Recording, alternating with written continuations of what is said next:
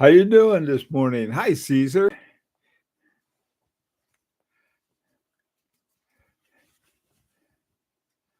How's the sound today? I gotta check every day, make sure I haven't got all my wires working right. Hi, Brian.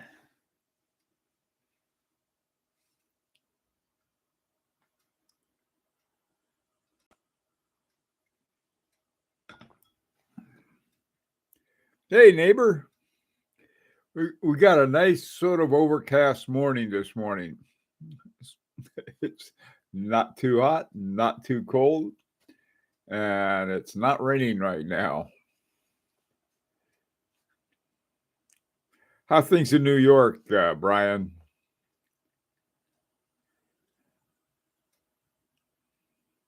Hi, Abdul.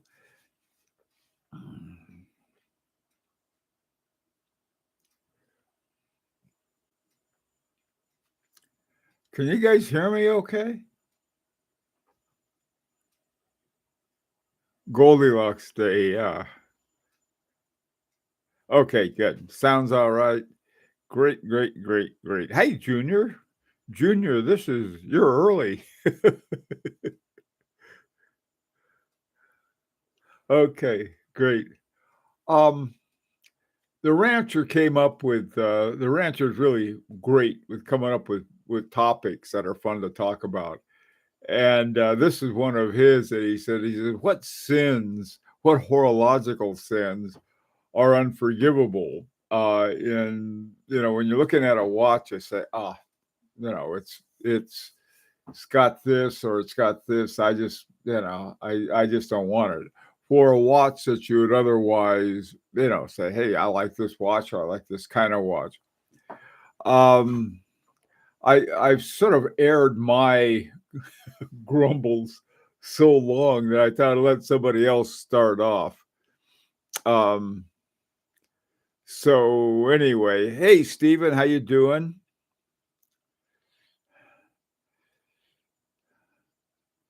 Okay, anybody else want to start or you want to listen to me whine some more? Hey, Rancher, there you are. Omega and Unlimited Editions. Okay. There's one.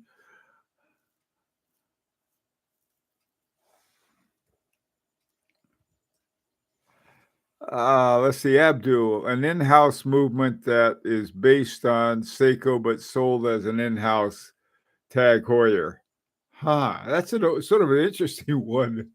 The Soprod A10 is based on its design was after I think it was a Seiko 4L, and it's one of my favorite movements. But if you don't know about that, you know, it's just you got like a Seiko 5 in there or something. Yeah, the thing is, I think Abdul has really hit one thing that bugs me more than anything, and that is to not have the full information about a movement.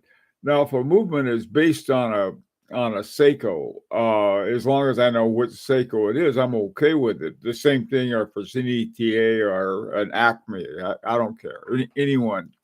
But a big horological sin, one that seems to be merely still created by Breitling and IWC and some of the other ones that are, like our Tag Heuer, some of these, you know, it's not that they don't make some really decent movements by ETA, but they just don't cost that much. And if you're paying a lot for a watch, I that's the other thing too. I suppose this is a little off topic, but it's somewhere along those lines, is that we spend thousands on watches, whereas a lot of times you spend that much money on anything else. There'd be a big family conference and lots of research.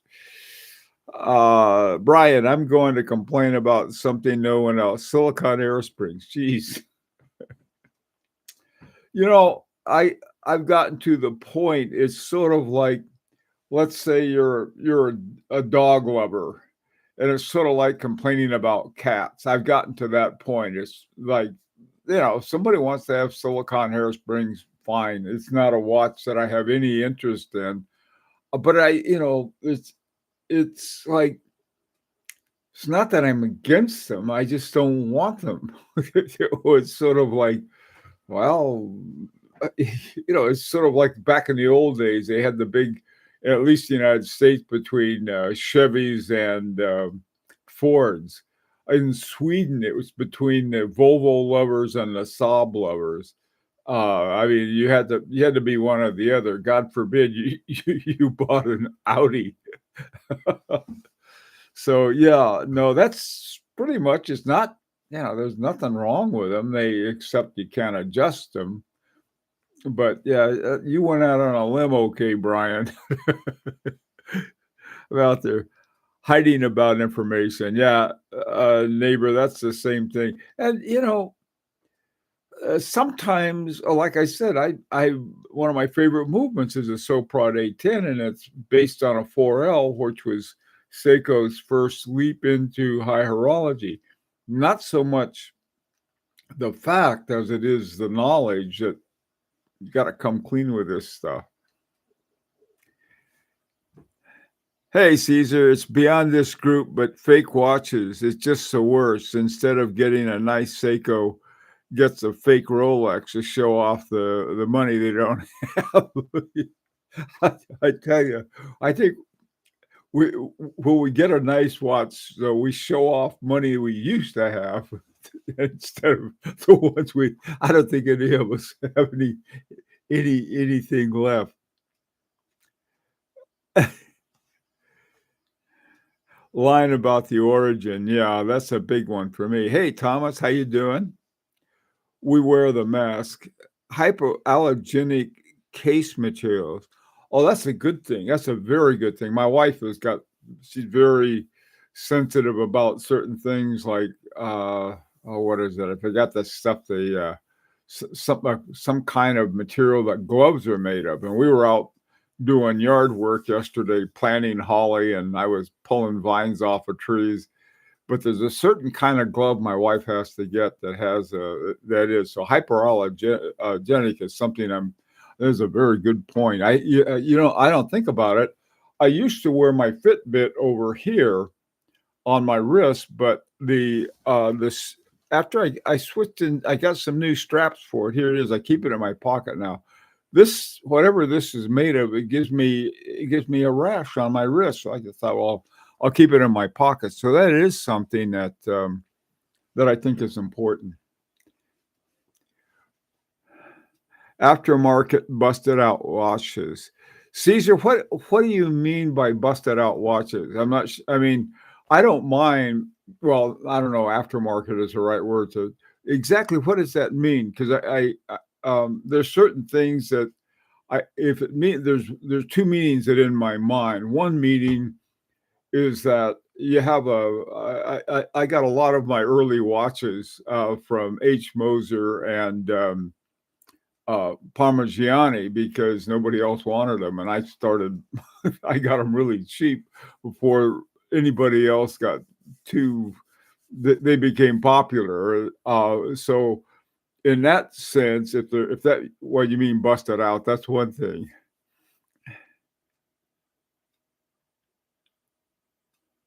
Oh, wow, that's a good one, Rancher. Brands releasing models that encourages early birds and flippers that ends up screwing all real collectors. I think that's a good point. Yeah. Yeah, sort of.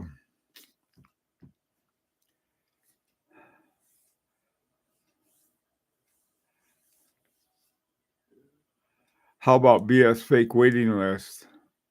Wow. Yeah. I got some real waiting lists that I'm dealing with. I wish I had fake ones. My GS was a big hitter at a birthday party yesterday. Oh, good. Happy birthday, whoever it was. Latex, that's the word I'm thinking of, Brian. Yeah, my wife can't wear latex. And so she gets these other gloves. But so I know that hyperallergenic stuff can latex, and I can wear anything except for that one for that one thing I have. Weird strap sizes.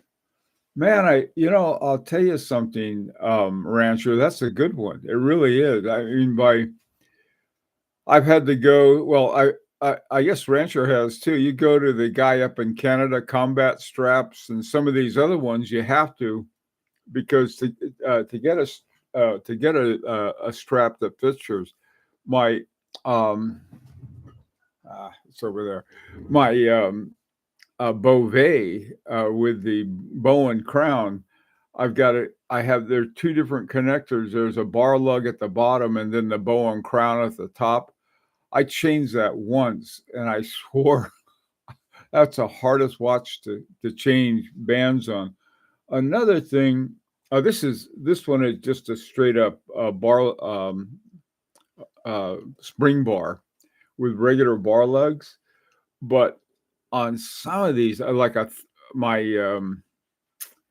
what is it? The Langenheim has 3 lugs. So does my Roger Dubuis.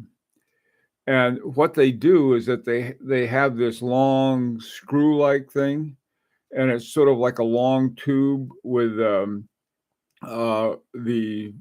inner rings for putting the screw in. And you got a little screw on one end, and so you slip the rod through and then tighten that up.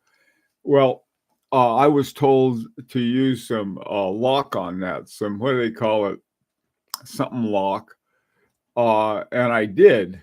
And I thought, well, it just sort of doesn't let it sort of come loose and fall out. Well, it doesn't come out at all. And so, yeah, I like just a real simple one. Hello, Javi. How you doing, man?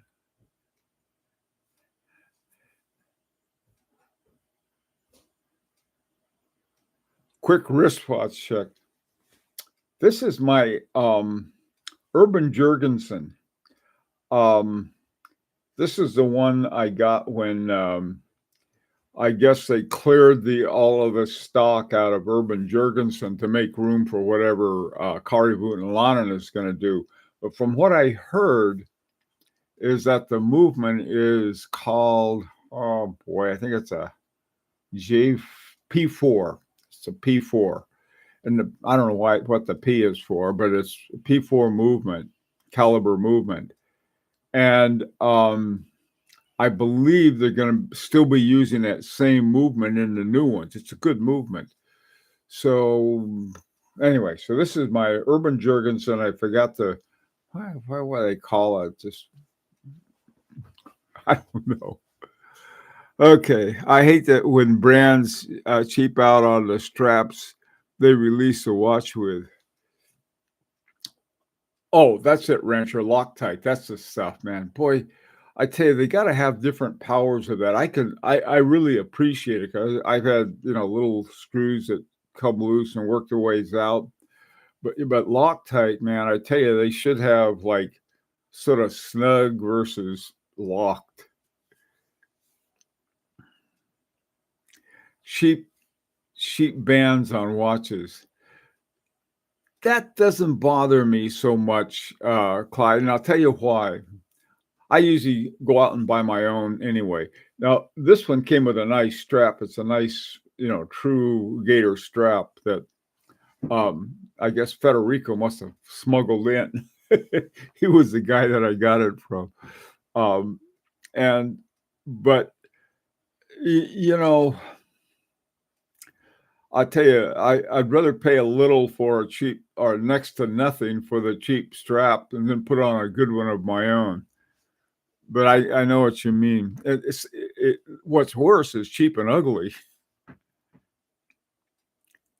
Hey, Raj, text on dial that needs a magnifying glass to read. Yeah, I don't like that either. Well, especially with time telling. I don't mind if it says, this is a dial by Metal Limb or something like that, or made in Switzerland or Swiss made, something like that.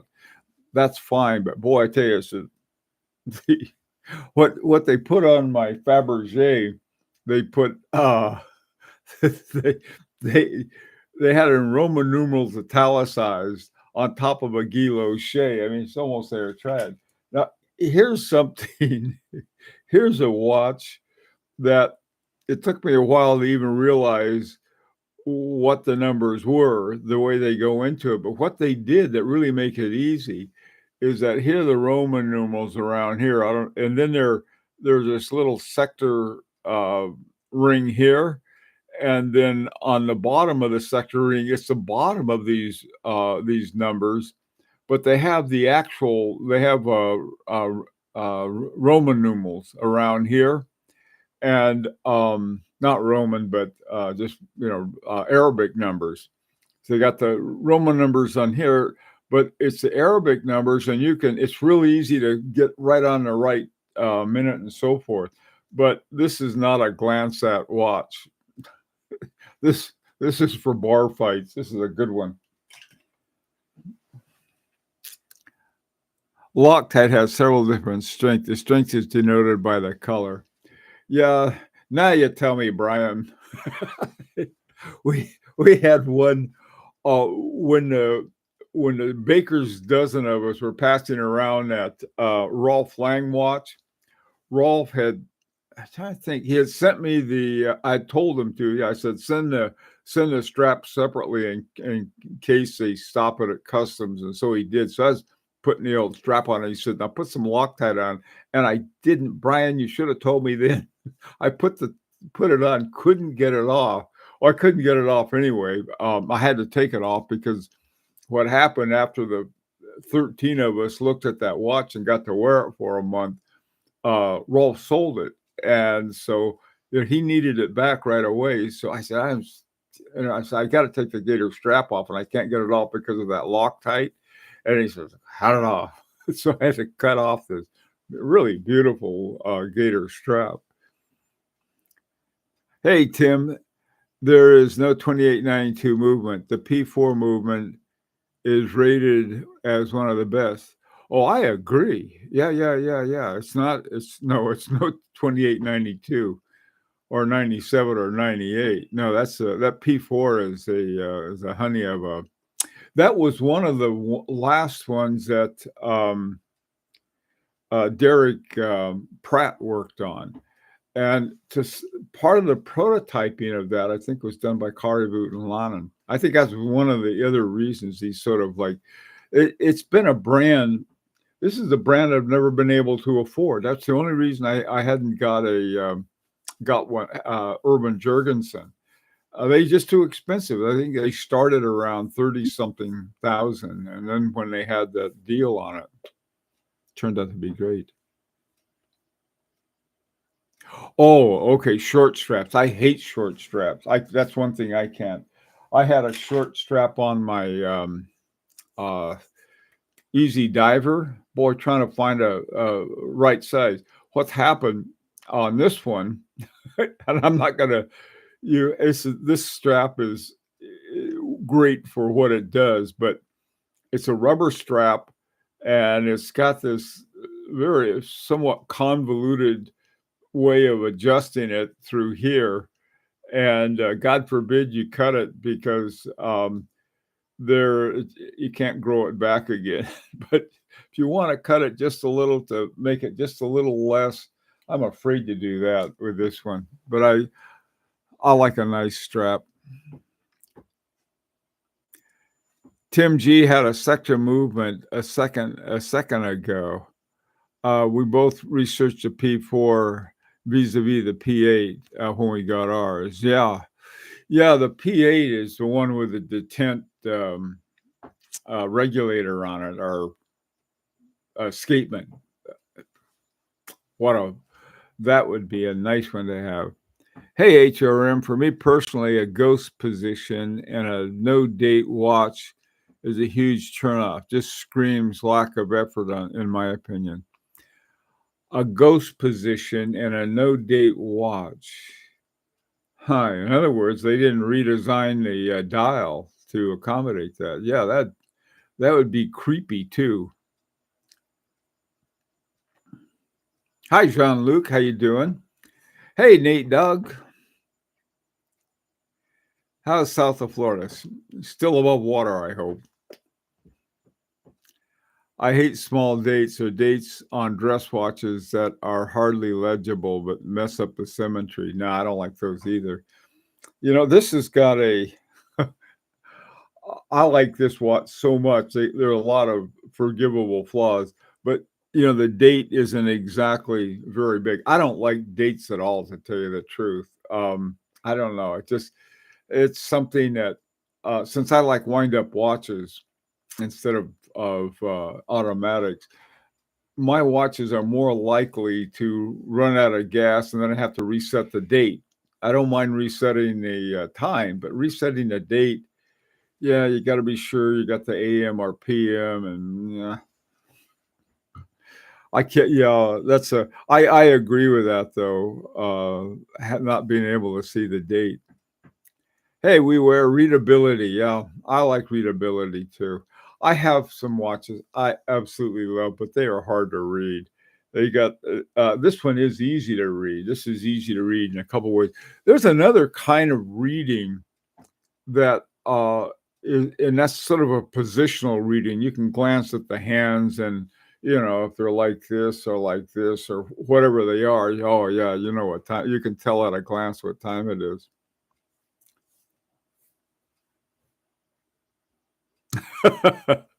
Secret formulas for white gold. I know that some alloys can really mess up. That can be a hyperallergenic thing too. It's a good point.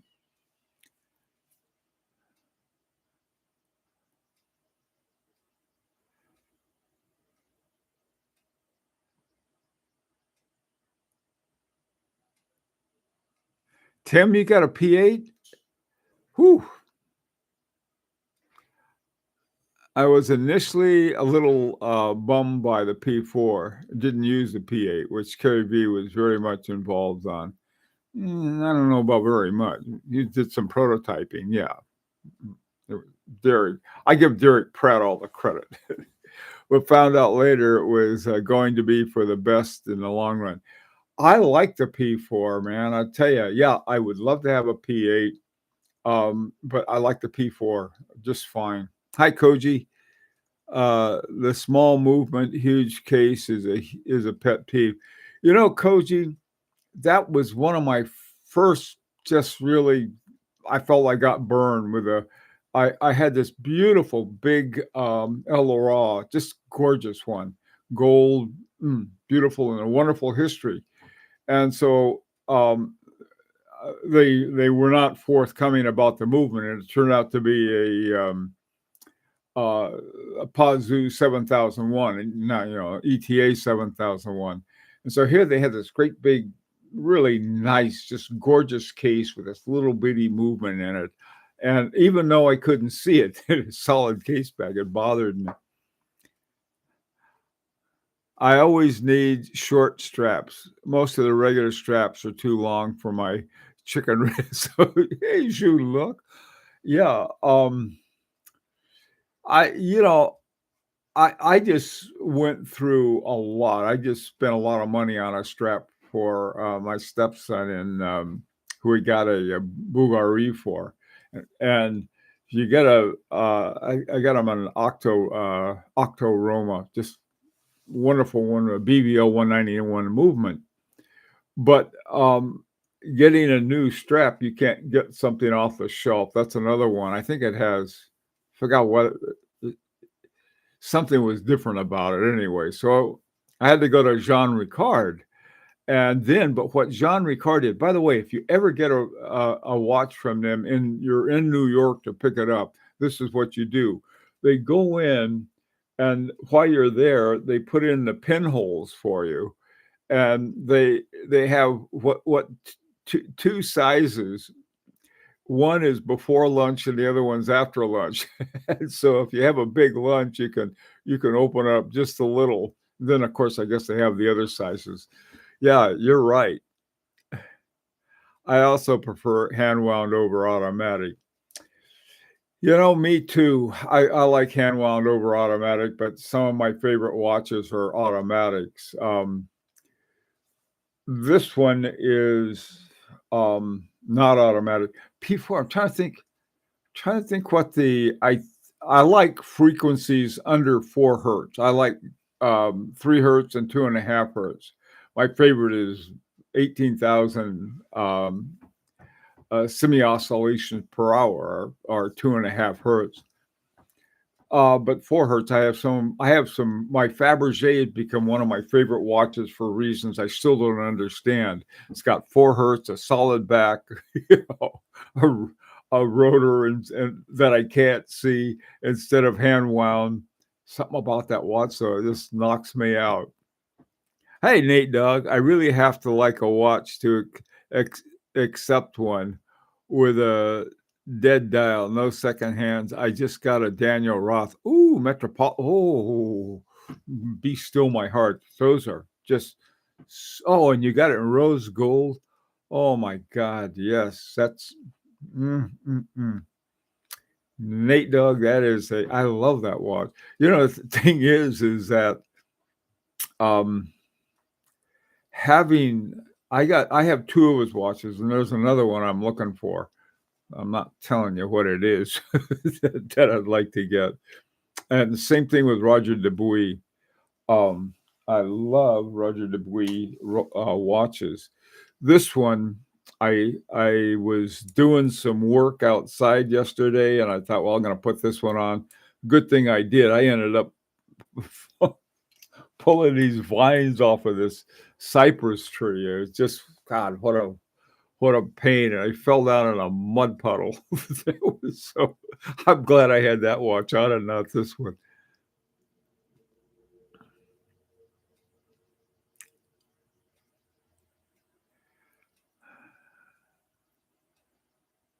Gold plated or andesized tungsten rotors are always a sin in my eyes. Yeah, if you're gonna have a gold rotor, have a solid gold rotor. I think they make them out of 21 or 22 carats. That's one thing about a gold rotor.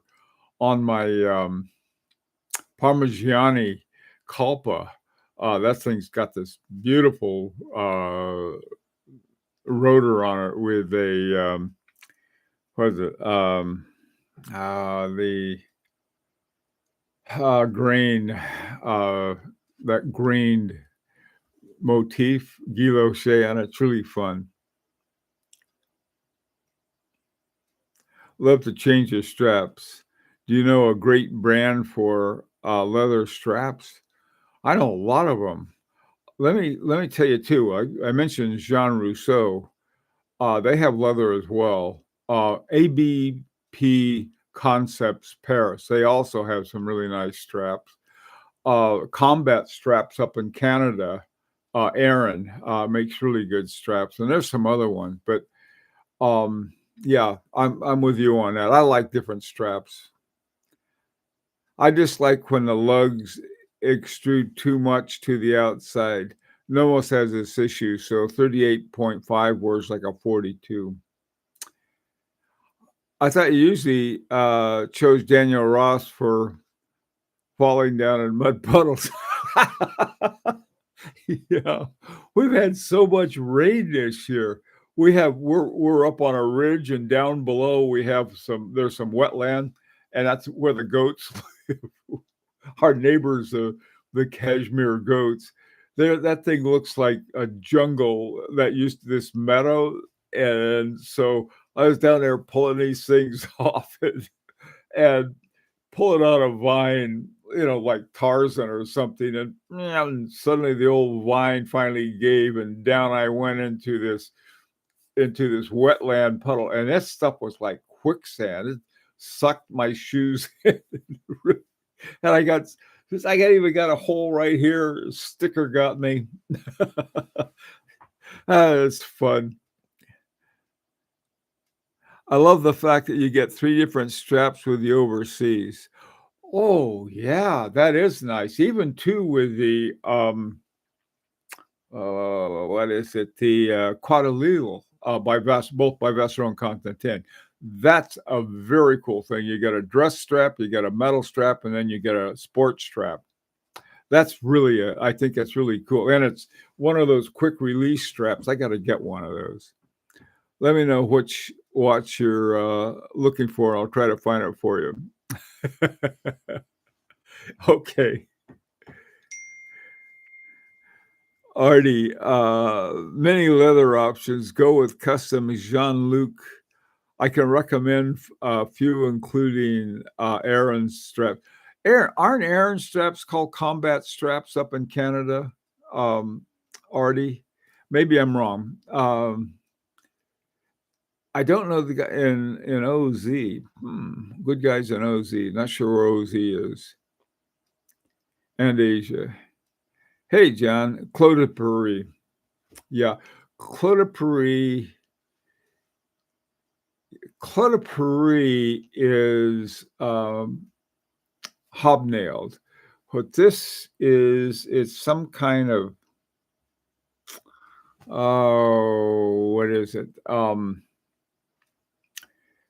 It's like a wheat or oat, not oat, but some other kind of pattern like that. Hey, Nate Dog, the biggest sin is that the easiest to fix are great brands who don't use the quick release on their leather straps. IWC. Abdul, HD straps in Vietnam are great as well. Good to hear.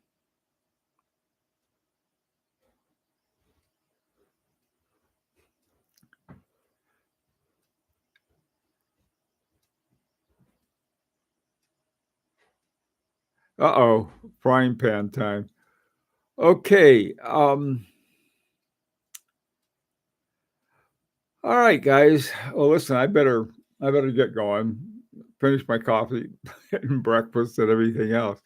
Look, this afternoon, let's uh as usual, I'll ask Rancher to help me out with a topic and see what we can figure out. We'll have something fun to talk about. So it'll be around 4 o'clock Eastern Daylight Time. And hope to see you then. Take care in the meantime, and thanks for getting up so early.